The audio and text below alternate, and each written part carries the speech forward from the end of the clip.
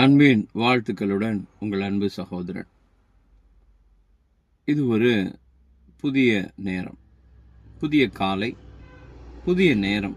அதாவது இது வரைக்கும் நம்ம ஷார்ட்ஸ் போட்டிருந்தோம். இனி கொஞ்சம் வீடியோ போடலாம் அப்படின்னு ரெகுலராக.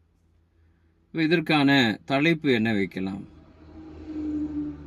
பொதுவாகவே குழந்தைகளுக்கு ஆகாரத்தை நம்ம தான் கொடுக்கணும், சாப்பாடு ஊட்டி விடணும்.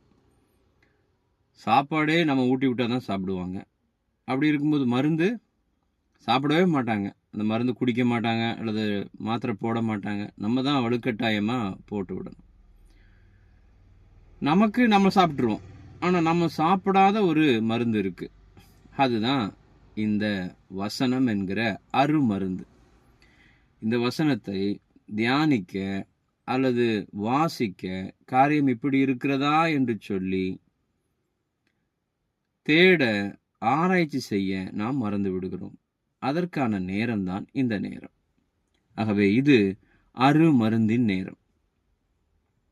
இதுவரைக்கும் நீங்கள் சின்ன சின்ன வீடியோவாக பார்த்துட்டு இருந்தீங்க. இனி ரெகுலராக ஒரு 10-15 நிமிடம் தொடர்ந்து பார்த்து இந்த வாழ்க்கையிலே போராட்டங்களை மேற்கொள்ளவும், பாடுகளை சகிக்கவும், நம்முடைய வாழ்க்கையிலே நாம் வெற்றி பெற்றவர்களாய், கிறிஸ்தவர்களாய் மாறின பின்பு, முக்கியமாக இந்த போராட்டத்தை ஜெயித்தவர்களாய், மனதில் எழும்புகிற போராட்டம், மாம்சத்தோடு இருக்கிற போராட்டம், இவைகளை எல்லாம் ஜெயித்தவர்களாய் நிற்க நமக்கு இந்த நேரம் நிச்சயமாய் உதவியாய் இருக்கும். ஆகவே இந்த அருமருந்தின் நேரத்திற்கு உங்களை வாழ்த்தி வரவேற்கிறேன். இன்றைக்கான மருந்து என்னவென்றால், ஏசாயா 43 அதிகாரம் 1-2 வசனங்கள். இப்போதும் யாக்கோபே, உன்னை சிருஷ்டித்தவரும் இஸ்ரவேலே, உன்னை உருவாக்கினவருமாகிய கர்த்தர் சொல்லுகிறதாவது, பயப்படாதே, உன்னை மீட்டுக் கொண்டேன், உன்னை பெயர் சொல்லி அழைத்தேன், நீ என்னுடையவன். ஆம், யாக்கோபை மாத்திரம் அவர் சிருஷ்டிக்கவில்லை, இஸ்ரவேலை மாத்திரம் அவர் உருவாக்கவில்லை, நம்மையும் உருவாக்கி இருக்கிறார், நம்மையும் சிருஷ்டித்திருக்கிறார். பயப்படாதே, உன்னோடு இருக்கிறேன் என்று சொல்லுகிறார், உன்னை மீட்டுக் கொண்டேன் என்று சொல்லுகிறார். அப்ப நாமும் மீட்கப்பட்டவர்கள் தானே, நாமும் பாவத்திலிருந்து மீட்கப்பட்டவர்கள், நாமும் அவருடையவர்கள் தானே. அடுத்த வசனம், நீ தண்ணீர்களை கடக்கும் போது நான் உன்னோடு இருப்பேன், நீ ஆறுகளை கடக்கும் போது அவைகள் உன்மேல் புரளுவதில்லை, நீ அக்கினியில் நடக்கும்போது வேகாதிருப்பாய், அவைகள் அக்கினி ஜுவாலை உன் பேரில் பற்றாது.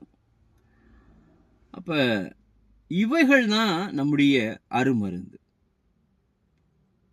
நாம் நடக்கின்ற போது, முக்கியமா ஆறுகளை கடக்கும் போது, அவ்வளவு பிரச்சனைகள் இருக்கும்போது நாம் என்ன நினைக்கிறோம்? நான் தான் இதை தனியா கடக்கணும், எனக்கு யாரும் இல்லை இந்த பிரச்சனையை மேற்கொள்ள, அல்லது இதை மேற்கொண்டு ஜெயிக்க நான் தனியாக கஷ்டப்பட வேண்டுமா என்கிற எண்ணத்தோடு சோர்ந்து போகிறோம்.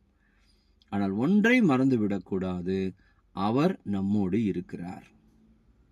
இது பழைய ஏற்பாட்டிலே இந்த வார்த்தையோடு நின்று விடவில்லை. புதிய ஏற்பாட்டிலே அநேக இடங்களிலே அவர் நம்மோடு இருக்கிறார் என்பதற்கான வார்த்தைகள் இருக்கிறது. அவருடையவர்கள் நாம் என்பதற்கான வசனங்களும் இருக்கிறது. நாம் ஒன்றை தெளிவுபடுத்திக் கொள்ள வேண்டும், நாம் தனியாக போராட வேண்டிய அவசியம் இல்லை. தனியாக விடுவதற்கும் அவர் அப்படிப்பட்ட மனதை உடையவர் அல்ல. குழந்தையை நம்ம தனியாக விட்டுற மாட்டோம் இல்லையா? அப்படி போலவே அவர் நம்மோடு இருக்கவே ஆசைப்படுகிறார். நாம இந்த வாழ்க்கையில தனியாக இதை கடக்க வேண்டுமா என்கிற நினைப்பு வருது அப்படின்னா நாம இந்த மருந்தை எடுத்துக்கலன்னு அர்த்தம். இந்த மருந்தை நாம் அடிக்கடி தினமும் எடுத்துக்கொள்வது மிகச்சிறந்தது. அநேக நேரங்களிலே சந்தேகம் வந்து விடுகிறது, அநேக நேரங்களிலே பயம் வந்து விடுகிறது. அதற்கான காரணம், இந்த மருந்தை எடுக்க தவறுகிறோம்.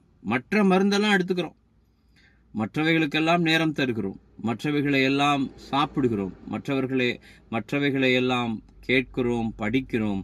ஆனால் இந்த மருந்திற்கான நேரம் நாம் கொடுக்கும்போது நிச்சயமாய் நம்மாலே எந்த ஆறாக இருந்தாலும், அது எந்த அக்கினியாக இருந்தாலும் நம்மாலே கடக்க முடியும். அதற்கு அவர் உதவியாக இருக்கிறார். அப்போ நம்ம ஏன் அதை விடணும் இல்லையா? ஒரு மிகப்பெரிய உதவி நமக்கு வருது அப்படின்னா, அது பெரிய இடத்துல இருந்து வருதுன்னா அதை விடுறது எவ்வளவு முட்டாள்தனம். அவரே உதவி செய்வேன் என்கிறாரே, கூடவே இருக்கிறேன் என்கிறாரே. அப்ப நானும் நீங்களும் ஒன்றை தெளிவாய் புரிந்து கொள்ள வேண்டும். அவர் இருக்கிறார். இருக்கிறவராகவே இருக்கிறேன் என்று சொன்னார் அல்லவா? அவர் என்னோடு இருக்கிறார். நம்முடைய தேவன் உயிருள்ள தேவன், ஜீவனுள்ளவர்களின் தேவன். அதனாலதான் அவர் யாக்கோபின் தேவன் மாத்திரம் அல்ல, ஆபிரகாமின் தேவன், ஈசாக்கின் தேவன், யாக்கோபின் தேவன் அப்படின்னு வரிசையா வந்துகிட்டே இருக்கார். அப்ப இன்றைக்கு உங்க பேரை சொல்லி அவர் என்னுடைய தேவன் என்று நாம் சொல்ல வேண்டும். என்னுடைய பேரை சொல்லி நான் அவர் என்னுடைய தேவன் என்று சொல்ல வேண்டும். அவருடைய தேவன், யாக்கோபின் தேவன் அப்படின்னா அப்ப உங்களுடைய தேவன் அவர், என்னுடைய தேவன் அவர். அப்ப இந்த நினைவு நம்மை மருந்தாக இதை மாற்றுகிறது. இந்த மருந்து எப்படி எடுத்துக்கிறோம் அப்படின்னா, நினைவுகளில கொண்டு வருகிறோம்.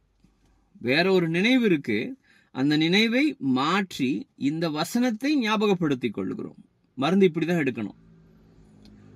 மற்ற மருந்து வாயில எடுக்கிறோம், இந்த மருந்த சிந்தனையில தான் எடுக்க முடியும், யோசனையில தான் கொண்டு வர முடியும். நாம் எதை யோசித்துக் கொண்டு இருக்கிறோம்? நம்முடைய நினைவுகளில இவைகள் அடிக்கடி வரணும். பொதுவாகவே அப்படி வராது இல்லையா? பிரச்சனை தான் வரும். அதாவது பிரச்சனை வரும்னு சொல்ல முடியாது, பிரச்சனை போகாது. அதாவது பிரச்சனை மனதிலே இருக்கும், யோசித்து கொண்டே இருப்போம். ஆனா அது ஏன் அவ்வளவா யோசிக்கிறோம், அல்லது அது ஏன் நம்மளை விட்டு மாற மாட்டேங்குது அல்லது மறைய மாட்டேங்குதுன்னா, மறக்க முடியல அப்படின்னா இந்த வார்த்தையை உள்ள அனுப்புறது இல்லை.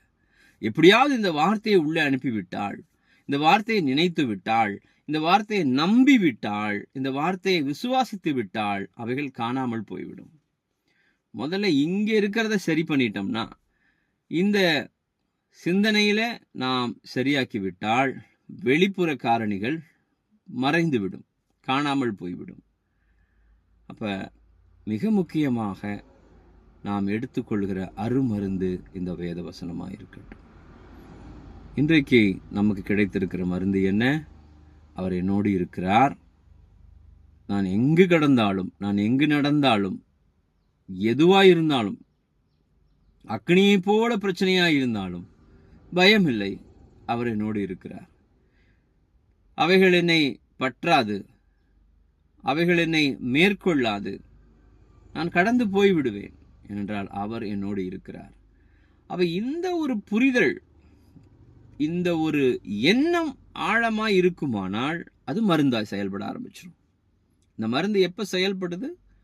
அதை நாம் ஏற்றுக்கொள்ளணும். சிலர்லாம் இப்படி வாங்கி இப்படி விட்டுறாங்க. என்ன சொன்னாங்க அப்படின்னு கேட்டால் தெரியறது இல்லை. சபைகளிலேயே என்னங்க பிரசங்கம் கேட்டீங்க அப்படின்னா வெளியே வந்து முழிக்கிறாங்க. காரணம், அவர்களுடைய கண்கள், அவர்களுடைய காதுகள் அடைத்தே இருக்கிறது. கண்களிலிருந்தும் காணாதிருக்கிறார்கள், காதுகளிலிருந்தும் கேளாதிருக்கிறார்கள் என்று ஏசாயா தீர்க்கதரிசியின் மூலமாக சொன்னது போல இன்றைக்கு அநேகர் அப்படி இருக்கிறார்கள். ஆனால் நானும் நீங்களும் இனி அப்படி இருக்காதபடிக்கு அவருடைய வார்த்தையை பிடித்து கொள்கிறவர்களாய், நிறைய விஷயத்தை பிடிச்சுக்கிறோம் இல்லையா? நிறைய மற்றவங்க சொன்னதை பிடிச்சுக்கிறாங்க இல்லையா? ஏதாவது ஒரு வார்த்தை டக்குன்னு தெரியாம சொல்லிட்டாங்கன்னா அதை அப்படியே பிடிச்சுக்குவாங்க. பிடிச்சிட்டு அப்படி சொல்லிட்டான், அப்படி சொல்லிட்டா, அப்படி சொல்லிட்டா அப்படின்னு சொல்லிட்டே இருப்பாங்க. அப்ப இவர் இப்படி சொல்லியிருக்கிறாரே, என் தேவன் எனக்கு இப்படி சொல்லியிருக்கிறாரே அப்படின்னு நம்ம சொல்லிட்டே இருக்கணும். அப்ப அதுதான் நமக்கான அருமருந்து. பிலிப்பியருக்கு எழுதின நிருபத்தில், பவுல் பிலிப்பியருக்கு எழுதின நிருபத்தில் 2ஆம் அதிகாரம் 14வது வசனம், நான் வீணாக ஓடினதும் வீணாக பிரயாசப்பட்டதும் இல்லை என்கிற மகிழ்ச்சி கிறிஸ்துவின் நாளில் எனக்கு உண்டாயிருப்பதற்கு ஜீவ வசனத்தை பிடித்து கொண்டு உலகத்திலே சுடர்களைப் போல பிரகாசிக்கிற நீங்கள். எதை பிடித்து கொண்டு? ஜீவ வசனத்தை பிடித்து கொண்டு. நான் வீணா ஓடல, வீணா பிரயாசப்படல அப்படின்னா, அப்படி சொல்லணும் அப்படின்னா நான் எதை பிடித்து கொள்ள வேண்டும்? ஜீவ வசனத்தை பிடித்து கொள்ள வேண்டும். எதையோ பிடித்துக்கிறோம், ஆனால் அது நமக்கு உதவாது. இன்றைக்கும் என்றைக்கும் நாம் எதை பிடித்து கொள்ள வேண்டும் என்றால் ஜீவ வசனத்தை பிடித்து கொள்ள வேண்டும். அது நிச்சயம் நம்மை சுடர்களைப் போல பிரகாசிப்பிக்கிற சுடர்களைப் போல நம்மை ஜொலிக்க வைக்கும். அதுதான் இந்த அருமருந்தின் நேரத்திற்கான காரணம். ஆக இந்த அருமருந்து நேரத்தில் இணைந்திருக்கிற ஒவ்வொருவரையும் வாழ்த்துகிறேன். தொடர்ந்து நீங்கள் பாருங்க, மற்றவர்களுக்கு பகிர்ந்து கொள்ளுங்க. இது அநேகருக்கு பிரயோஜனமாக இருக்கட்டும். நிச்சயமாய் நம்முடைய வாழ்க்கையில் இது மிகுந்த பலனளிக்கும். உங்களுடைய பொறுமையான கவனத்திற்கு நன்றி.